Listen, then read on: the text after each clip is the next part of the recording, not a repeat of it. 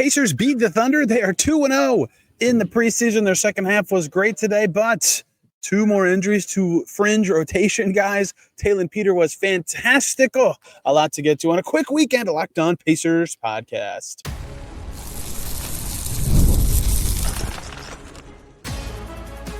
You are Locked On Pacers, your daily Indiana Pacers podcast, part of the Locked On Podcast Network, your team every day. What's up, everybody? Happy weekend, Saturday, Sunday, whenever you're listening, and welcome into another edition of the Locked On Pacers podcast, where we, of course, talk about the Indiana Pacers. As always, my name's Tony East. I covered the team for Forbes, and today, Pacers' first home preseason game is over. I have quite the circumstance where I can record right here on the court, and we're going to talk about it. 116-101, the win over the Thunder. The result really does not matter. How you play, the style you're establishing, players developing chemistry and rhythm, or learning a new style in some cases, is what matters. And a lot of that did happen in this game, and some of it did not. I'm going to save some takes for Monday's podcast. We'll talk more about Campaign and his debut with the team then. He actually started today, but we'll get to some of the positives today and some of the big uh-ohs in the injuries, as well as some smaller notes today, saving the rest for Monday. But a nice win for the Pacers. Revenge a little bit. They're now 4-5 against the Thunder since the start of the finals. Yes, Summer League counts. Their second half was just fantastic in this game, and some of it was just who was available. The Pacers did have better players on the floor, but good news, they played like it, right? 29-17 third quarter was much of the difference in this game, as was the close to the first half of the expected rotation guys, or guys that you expect to, figure and matter most for the Pacers this season. A couple of guys that I want to hit on really quick. Jarace Walker could not put the ball in the basket today. He was 3 for 10 from the field. He was 1 for 6 from deep, but outside of one or two sloppier passes, I thought he had a really, really nice floor game tonight.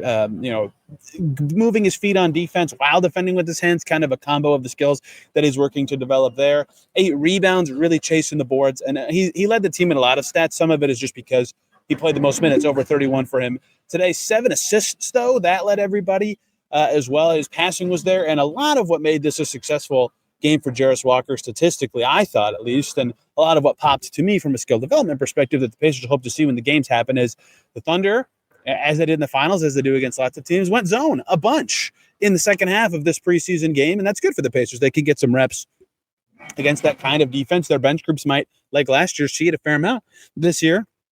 Jarace Walker went right into the middle of that zone and went to work, right? He is a powerful enough step toward the rim guy and a developed enough, not great, but getting there jumper guy. And, of course, a tidy enough passer that he can make plays from there. He had hit a couple lobs to bigs from there. He made other plays to get it out to the corner shooters. He reset at the right times. That is where he and his specific set of skills just seem like they should work the best. In the past, that has not been the case. Some of his floatier passes have made that not the case tonight. I thought that was where he did the best work in terms of okay, this is a thing Jarace Walker did that development is needed for him, because obviously shots need to go in for him. Obviously defense has to be there for me to not foul in this game in over 31 minutes, right? Like the handsy defending that he sometimes is guilty of, or reaching from behind, wasn't there. But 7 assists to 2 turnovers, 8 boards, 10 points on 10 shots is not great, but we've seen him be a better shooter than that. That was an overall, I thought, really solid night from Jarace. One of the first guys I asked Rick Carlisle about postgame. They're clearly trying him in lots of roles and situations in this preseason, right? We've already seen him be a lead initiator. And in overtime, he's been a small ball 5 in 2 different games. He's played 3. He's played with starters. He's played with bench guys and deep reserves. They've tried to put Jarace Walker in lots of spots. I think that's good, right? Figuring out exactly what his role can be, especially as this team continues to deal with injuries, is really important, right? Finding that development route for him is noteworthy. And I thought today he did a lot of good things, figuring in the cracks. 2 starters in this game that were starters in this game, one that always is. They played pretty well, did different things. Obi Toppin made a lot of shots. He made all of his 2s, all 4 of his inside the arc shots. Dropped on his way to 14 points on 6 for 10 from the field. He had 3 assists. He threw a lob for an alley-oop in this game and 4 rebounds. I thought Obi was solid once again. I think he's going to be key for the Pacers this year. He's going to be one of their top 6 guys once again, and he's had 2 nice preseason outings where he just looks very comfortable getting his shots up. Again, keep this trend in mind. I talked about this when talking about Toppin's season preview for this year. I wondered what the ratio of his shots coming from inside and outside the arc would be, especially if he gets any center minutes. He did not get center minutes today, but 2 of his 3 shots in Minnesota were 3s. 6 of his 10 in this game were 3s. He's getting them up confidently. I think the Pacers are going to be willing to let their better shooters get him up this year as one of their ways to kind of shift the efficiency hurdles back in their favor. Obi's chucking them and making them, and chucking, I mean, in a positive way. Ben Mathurin also, despite 1 for 4 from deep, he was one, I think his reads, despite them not actually leading to assists in this game, were pretty good. He had 2, I think, missed layups on his passes. He was 4 for 9. That's, it is what it is. That's fine. 44%. It's like a fine efficiency game, but he got to the line 9 times. The Thunder, albeit the group of players that they had, not great, but they had Aaron Wiggins, rotation guy on their finals team. Casey Wallace is good. AJ Mitchell was balling before he got hurt. Like, no one could stay in front of Ben Mathurin in the second quarter of this game. He just kept getting to the line over and over. That's when the Pacers broke the game open and got the lead and then never looked back. His ability to get to the line in games like this sometimes where everything's not perfectly clicking or guys are out, or in this game, no Siakam, no Nesmith, no Nembhard, is pretty important. And you could tell in this game that there were just moments where it's like, yep, there's things the Pacers can and should do on offense, but there are also possessions where Ben Mathurin just cannot be denied getting to the basket. He's going to draw a foul. That works great on occasion. He did drive into crowds sometimes. That's fine. He had 2 turnovers. That's the same number as lots of guys had. I'm not going to kill him for 2 turnovers. I am going to praise him for getting 9 free throws. That is something he can do that no one else on the team can do, and he did so in this game. 2 other rotation guys that deserve lots of other rotation guys that deserve some shout. The bench unit altogether was largely pretty good. We'll talk more about Quenton Jackson later for unfortunate reasons, but he was awesome in his minutes, 6 for 8 from the field, including 4 for 4 on his 2-point shots, 2 boards, 2 assists, both of them, again, the same way he seems to get all of his assists. He's so fast that he breaks into the defense. It's not like flow of the offense passes stuff. It's just he breaks into the teeth of the defense. A defense is moving or panicking. Someone has to slide over because of Quenton Jackson, and he finds a corner shooter. That still counts. It's an assist. That's a good play. He was making his shots. His defense is pesky. We've seen the full Quenton Jackson experience in these preseason games. He was good once again. I'll have actual takes on that come Monday, but he was great again, plus 10 in his minutes. Johnny Furphy, who is kind of probably outside the rotation when the regular season starts, but has been in the preseason, 3 for 6 today. All of his 2s went in. Monster dunk. We'll also talk about Furphy later. Missed all of his 3s. He's a great rebounder. He's been, certainly more forceful and athletic in this preseason so far, but he's got to make jumpers. He just has to make jumpers. He got one of his jumpers he took was not even open. He got swatted so bad on a corner 3, but it was okay. Jay Huff, I thought, had a really nice game. The last rotation guy that I want to talk about, he made all 3 of his shots. Did not take a 3. I thought that was noteworthy as he's kind of bopping around inside. Him and Jackson and Bradley and Wiseman combined for 0 3-point attempts in this game. That's certainly a different look for the Pacers than the Turner, Thomas Bryant, and whoever their centers were at different times last season experience. But to see none of their centers actually space out and take 3s. Some of that was the way the Thunder were defending and things of that nature. But Huff was fine on offense. He had a podium game for a reason. He talked to us afterwards, most of it being that he was one of the rotation guys that actually played in both halves. But he had 8 points. That's fine. He was fouling too much. But around the rim defense, he was at least forceful, right? 3 blocks in this game for him. A lot of those rotating down or rotating across the lane, right? He's going to have to clean up the fouls. He took the Isaiah Jackson mantle of fouling in this game. And I have more notes on Isaiah that I'll share on Monday, but Huff certainly deterrent around the basket. When the Pacers were at their best in terms of the scoreboard today, Huff was on the floor. I thought he played a solid game. And then the last guy who was in the rotation today that probably will not be in the rotation when the season starts, and honestly maybe should have been the lead, but he projects to figure the least in the Pacers rotation of these guys come regular season. Taelon Peter was awesome in this game. 18 points. He led the Pacers in scoring, 6 for 11 from the field. You're going to look good when you make half your 3s. He was 4 for 8 from deep. He also made a bunch of 3s at the college level. 3 free throw attempts, 5 boards. Okay. 5 assists. Taelon Peter, 2 steals, doing everything today. He looked like an NBA player. He did not look like a two-way player. He did not look like a rookie. All those things that are fun and cute to say. Like, he didn't look like any of that. He looked like a real belonging NBA player who's already going through the Ben Shepherdisms of what is required of him. And what I mean by that is Ben Shepherd so much, especially his rookie year, and he's still working his way out of this, like always wants to make the right play to the point that sometimes when he's open or he has space in front of him, he'll catch and pass immediately. Passing is not a bad thing, to be clear, but there are times when you're open, and if you're on the Pacers and you're open, you should shoot. You should shoot the ball. And Ben Shepherd had to be, as he described it, bullied into that, right? And so I asked Taelon Peter about that post-game, and he's like, yeah, they told me that. Like, if Tyrese Haliburton passes me the ball and I'm open, he is not going to pass it to me again if I don't shoot. And you can already tell, especially compared to Summer League Taelon Peter, it's like night and day. When he's open or he has space, he's shooting. He looks very comfortable. He looks very energized and freed in this system. It's very similar to how he played in college. He's been really good in these 2 preseason games. He was awesome as a scorer in this game. It just looks like a system that gets him and he gets. He played 27 minutes. I mean, as it stands, like, I know I called him the guy least likely to figure in the regular season rotation. Like, he's one injury away from being in it. Like, it's that point for the Pacers, but at least they can feel comfortable that if he is in it, he's going to do some things well. He's going to move well. His defense has been good too. Really awesome game from basically everybody I just talked about. Other guys played, and I have small notes on them that I will share for Monday's show. Campaign, want to talk about him, want to talk about Isaiah Jackson.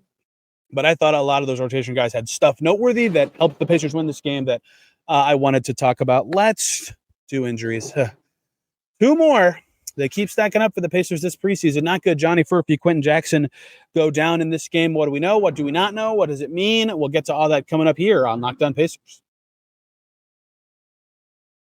Before we do that, we got to talk about Peloton. Peloton is shaping the future of fitness with the brand new Peloton Cross-Training Tread Plus, powered by Peloton IQ. It's the most advanced equipment yet, designed to give you real-time guidance and endless ways to move, whether you're running, lifting, or cross-training with your favorite instructors. This is training reimagined. Peloton is built for breakthroughs with tools that help you plan, stay motivated, and reach peak performance. Many people love how the Peloton IQ system offers real-time strength conditioning. It actually tracks your reps, suggests the right weights, and corrects your form, making every rep safer and smarter. They have a swivel screen. It's a game changer. You can go from running on the Tread Plus to strength training without missing a beat. And the personalized class recommendations keep you engaged. You get workouts tailored to your vibe and energy level each week. So let yourself run, let yourself lift and flex and push forward. Explore the new Peloton Cross-Training Tread Plus today at onepeloton.com.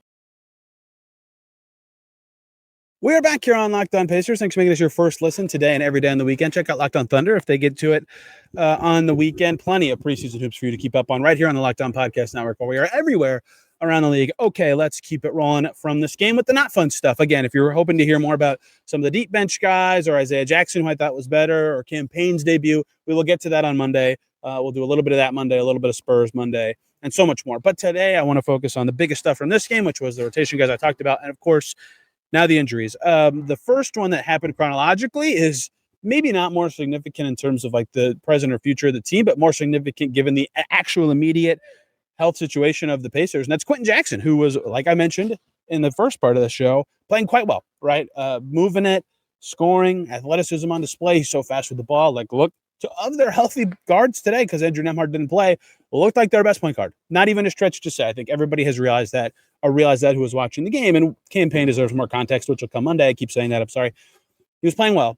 And then with 2:45 to go in the first half, timeout, Quenton Jackson is a part of the timeout. He comes back in the game, and then with 2 minutes and 2 seconds left, he exits for the half. And I didn't see it, but like apparently, he was like couldn't quite do something the way he wanted or was being asked to do it. He came out of the game, and then it was revealed at halftime.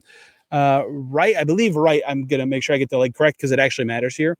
Right hamstring for Jackson, and he would not return. No update provided on either injury from Rick Carlisle post game, but not good to see that happen for a guy who is playing well in the preseason in both of these games.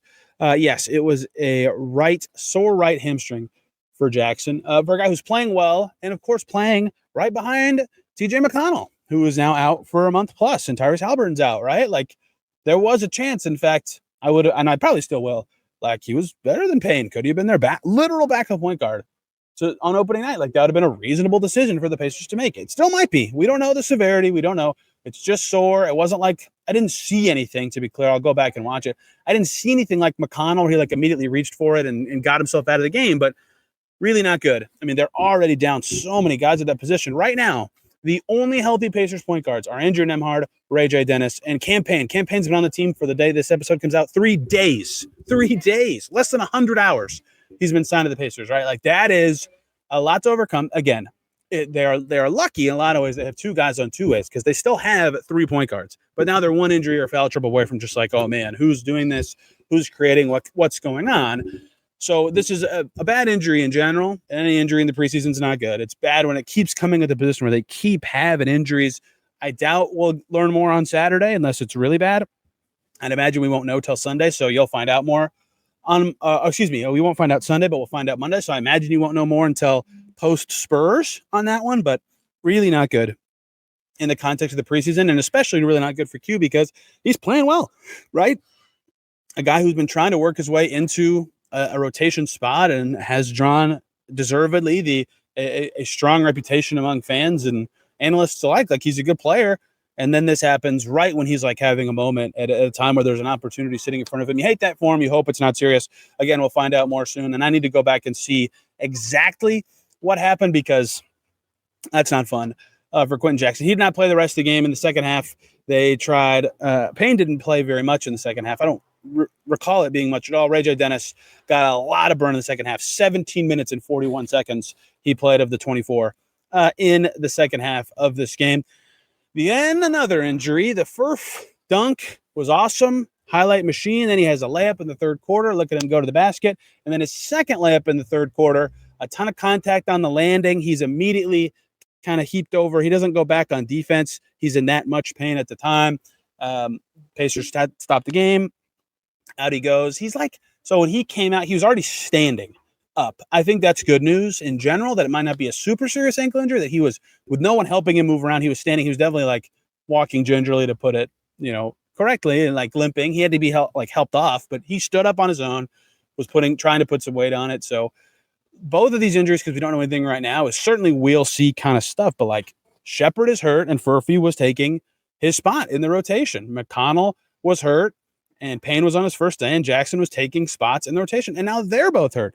It was weird today because Nembhard was out, so it was really junked up. But they were without in this game Andrew Nembhard, Tyrese Haliburton, Cam Jones. After the first half, Quenton Jackson, T.J. McConnell, Ben Shepard. Like, they're just down a ton of guards, right? Any guard who's playing is helpful for them right now. And they're very lucky, not lucky. I mean, they deserve credit for finding these guys, but like Taelon Peter being good made it work, right? And so, right, like if the guys who missed today's game, the second half of today's game after their injuries are out, their backcourt rotation available on a fully healthy situation right now would be Andrew Nembhard, Ben Mathurin, Cam Payne, Taelon Peter, and Ray J. Dennis.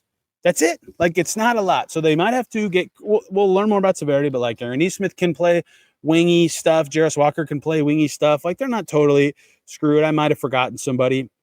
And it's preseason, so they have Exhibit 10 guys available, like play 3 or play 2 alongside those guys. But their backcourt's getting thin. They need some of these guys to either not be super severe or get healthy pretty quick, because they're dropping quick. That is the one thing you don't want to see in preseason, and it's happened twice per game for the Pacers so far in the preseason. And then this one, it happened to 2 guys who were happen to have, in Furphy's case, a highlight-filled night and was doing some good stuff going towards the rim. And in Jackson's case, a great night all around.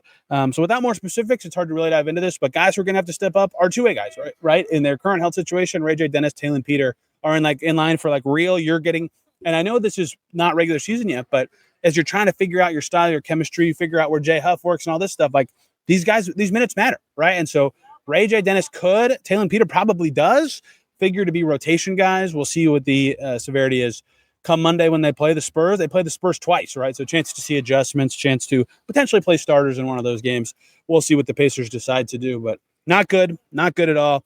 We'll learn more here. On Monday, we'll talk more about many of my little tiny notes from this game, specifics on some guys that I want to talk about. Isaiah Jackson being better in this one, campaign debuting some of the deep bench guys. James Wiseman had a really, really, really solid fourth quarter that deserved more merit and more airtime. We'll also talk a little Spurs, and if we have time, we'll do the GM survey stuff on Monday. If not, we'll save that for later in the week. Thank you guys for tuning in on the weekend. It's getting very loud in here. They're starting to clean up, so it's time for me to go. You can find me on social media at Tony R. East. This podcast is on some platforms at Locked On Pacers. Thank you all for listening. Have a great rest of your weekend. Go Hoosiers. We'll see you very soon.